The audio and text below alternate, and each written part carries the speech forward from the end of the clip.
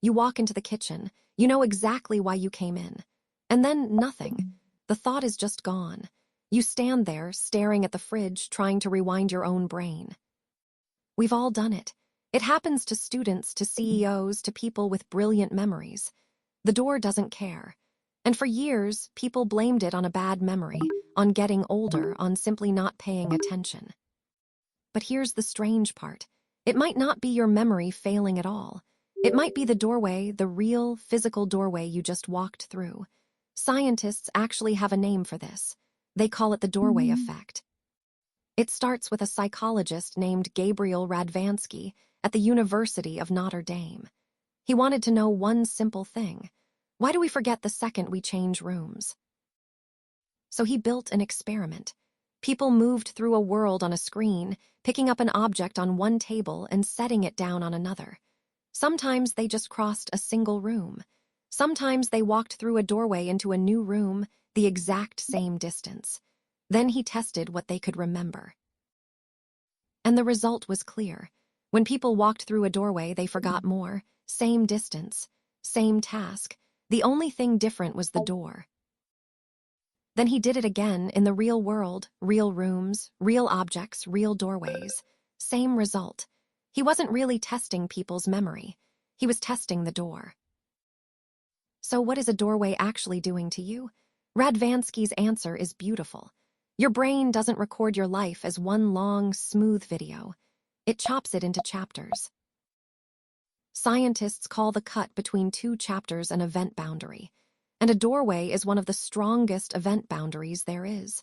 Think about what a door really means. You're leaving one place and entering another. To your brain, that's the end of a scene. So it does what a good librarian does. It takes everything from the last room, the thought you had, the reason you stood up, and it files it away. Closed. Done. Next chapter. The problem is, the thing you wanted, go get the scissors, was in that last chapter. You filed it before you finished using it. You didn't lose the memory. Your brain just put it away a little too early. Picture it, you're on the couch watching TV. You think, I'll grab a snack. You stand up, walk toward the kitchen, and the second you cross that doorway, the snack is gone, replaced by a blank. You open the fridge with no idea why you're there. That's not you being stupid. That's your brain filing. Now this is where most videos would stop. But if we stopped here, we'd be lying to you. Because the doorway effect has a secret almost nobody talks about. It doesn't always happen. In 2021, another team of scientists tried to reproduce it. 4 experiments. And in 3 of them, nothing. No effect at all. People walked through doorways and remembered just fine. So was the whole thing wrong? Not quite. Because there was one condition where the forgetting came roaring back. When they gave people a second job to do at the same time, like counting backwards while they walked, the doorway started erasing memory again. And that is the real secret. A doorway alone can't wipe your mind. But a doorway plus a busy, overloaded brain, that's the exact recipe. So think about when this actually happens to you.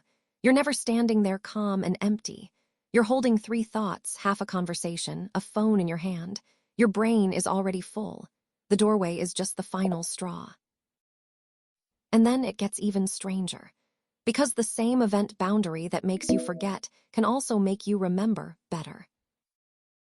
In a study published in 2026, researchers found that things you learn right at the boundary, right as you cross it, can actually get a small memory boost. Why? Because a boundary grabs your attention. Crossing into a new room makes your brain perk up for a second, like a camera snapping into focus. The catch, that boost is tiny, and it fades fast. Walk through a couple more rooms and it's gone. So a doorway isn't simply good or bad for your memory. It's a switch. It can drop the thought you were already holding, and at the very same moment, sharpen the new thing right in front of you. Which means the doorway effect was never really a flaw. It's the side effect of something your brain does brilliantly. It organizes your messy, endless day into neat little chapters, so your life doesn't feel like one long blur.